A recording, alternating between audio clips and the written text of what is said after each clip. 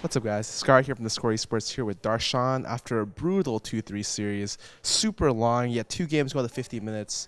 Unfortunately, you guys ended up in a loss. How's it feel? Um, hmm. I don't know. After that game two where I got like creep blocked for like 8 seconds, I was kind of like, I was kind of like in disbelief that I didn't get we didn't get like a remake or anything for that game. It was just like, oh, the game's being played out. Because it was super weird when I just stood still for like 8 seconds and then Riot was like, oh, we can't remake this game. We can't do anything. You're just gonna like go down 1,000 gold. And like for something I didn't even know that could happen to me, so that kind of sucked. But um, yeah, a loss is always rough, and I'm right after the loss, so of course I'm feeling a little down, but I I definitely felt like in all five of those games, except actually for every game except for game five, we were playing pretty well. We got a huge advantage, and we just needed to close out the games better. So I'm not too bummed out about the loss because I feel like we for the most of the series we definitely played better, and Vladimir's lame. Okay, talk to me about Vladimir because you guys had a lot of trouble with that matchup. You guys even ran a comp that other foreign teams are another run, Shen casted, which I thought was a really good answer to Vlad. However, that game went to like an insane like base race or not base race, like last hit on the Nexus kind of deal. What made Vlad so hard for you guys? I just don't think the Kasten pick was his practice for us. So like our 1-3-1 and like how to play with Kasten in fights and stuff like that was pretty poorly like managed by the whole team. So I think just having that new factor was kind of bad for us, and we played all the fights really badly. So I think if we practiced it a little bit more with like Kasten specifically, it would have turned out pretty well. But with the practice we had and with the communication we had with the comp, we just didn't execute fights at all. I have to ask, what's the reason behind 5 Shen games? Because honestly, we've seen you play tanks before. We've seen you play carriers. Really, what made the Shen pick so valuable for you guys?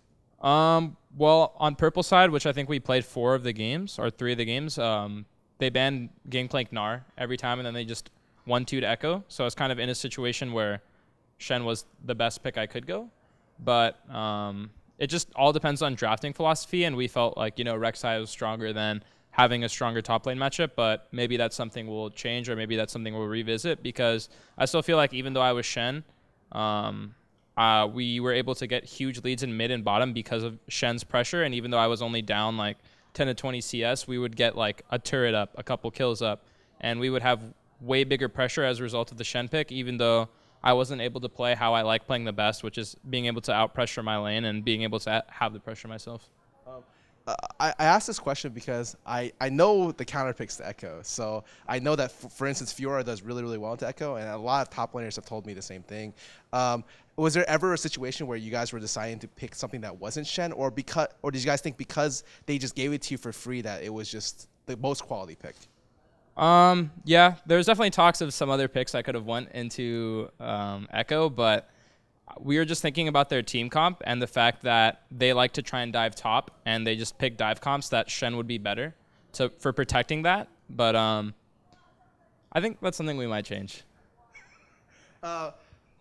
So throughout the series, I noticed that initially with your Shen, I thought that you didn't proactively ult in the earlier games, but as the series went on, I thought that your Shen, not only your laning, but all your ultis got more and more proactive as the series went on. Did you feel more comfortable as the games went in, or was that something where it's just coincidental that I noticed that? I definitely felt like I laned better on Shen as the series went on, except for game 5, which was unfortunate. But I think the biggest thing about Shen is you're kind of like an extension of your team. So like all the plays and all the aggression doesn't happen unless we're all in the right spot. So I can do my best to like help supplement the team. Like, this is where we should go, this is where we should set up. But unless they're in the right place, I'm not going to be able to get the proactive ultis. So it's just how we coordinate as a team, and it's not really, I would say, like my onus alone on setting that up. So it's more of, can we get the good position? If so, we'll be making proactive plays. If they just give up the turret, then I'm just farming too. Because you would assume that the best play to make on Shen is a 4-man play bottom, but an even better play to make on Shen is they back off, you get the turret bottom, and then Shen is still farming top, defending top tower. Was it surprising to you that playing with Smithy, he just went off in this series? I think a lot of people thought he jungled or out-jungled Rainover, and for a team that really relies on 2 players to usually hard carried their team. One of them was kind of out of the game because your jungler played so well. Is that something that you guys knew would happen because your scrims went really, really well, or something that like you always knew Jake would be like a monster this series? I always think Jake's always like a really consistent player, and he always plays really well. People just often don't realize his impact, and I think even more so with the fact that Rek'Sai is just, I think, the best jungler in the meta. So since he was able to have Rek'Sai, he just showed that he can beat Reignover if he's Rek'Sai in any jungle matchup. And yeah, he out-pressured him almost every game. Was his deviation on his item build into Titanic Hydra because you had Shen and you guys needed more damage from the jungle? Yeah, I think almost all Rek'Sais or most Rek'Sais go that build now, but especially with the Shen, you need all the damage you can get, so definitely.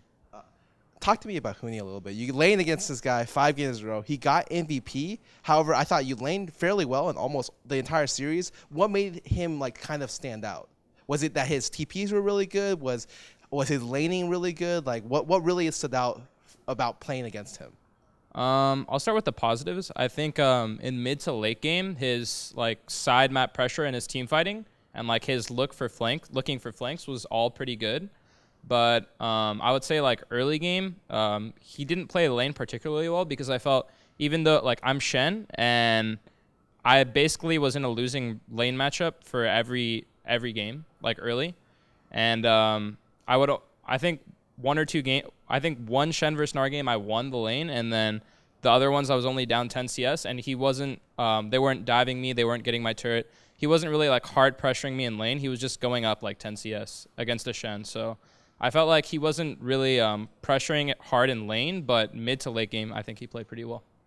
I just talked to Huni, actually. I just interviewed him. He said that top lane meta kind of changed where he doesn't need much pressure because the jungle can't influence top lane as much as they could before. And so he decided to send his jungler bot side. Like they switched their kind of priority that they had throughout the entire split. And did you guys kind of expect that when you guys saw it happen in the game? Yeah, we kind of noticed that they stopped ganking top because it's really hard to gank Shen, but they weren't really pressuring bottom for most of the games. They were just kind of defending. So even though he wasn't ganking top, he wasn't really pressuring bottom. They were just kind of in their side of the map for like most of the series, and all we had to do was pressure the map correctly, and we could have snowballed the game, I felt. Tomorrow is the big finals match, TSM versus C9. Of course, if TSM wins, you guys are guaranteed to go to Worlds. Who do you think is going to win, though, regardless of the statement? I think it's going to be pretty close. I definitely don't think it's going to be a 3-0 by either side, but I still think TSM is going to win.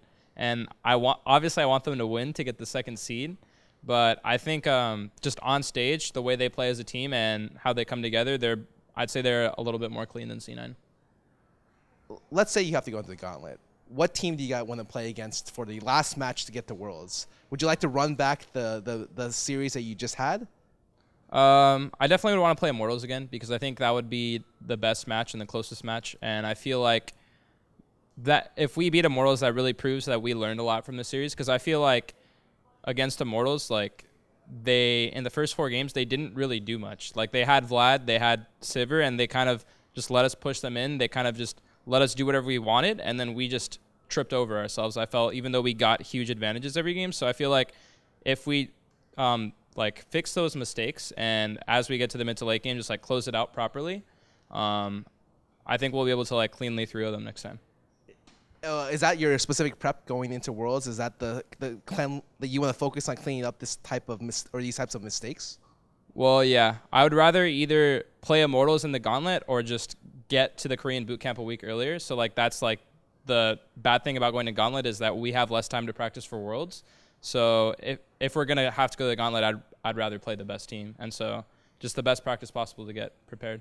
Speaking of the Korean bootcamp, what really makes you want to bootcamp in Korea? Is it just a solo queue, or is it just like the differences in play styles, or are the players actually just that much better? Well, I think the first thing is that there's literally no other choice. I think CLG as an organization, like if we could have, like if the other NA teams would stay in NA, there's a chance we might have stayed, but no NA teams are going to stay in. No other NA teams are going to stay in NA to practice for Worlds. So if we don't go to Korea, we basically aren't giving ourselves like a fighting chance to practice against the best teams, not only the other NA teams, but all the other like Korean, Chinese teams. So the first thing is we have to go, and the other thing is the solo queue's better. and there's just better scrim partners. So it's just all around. If you can go, it's better.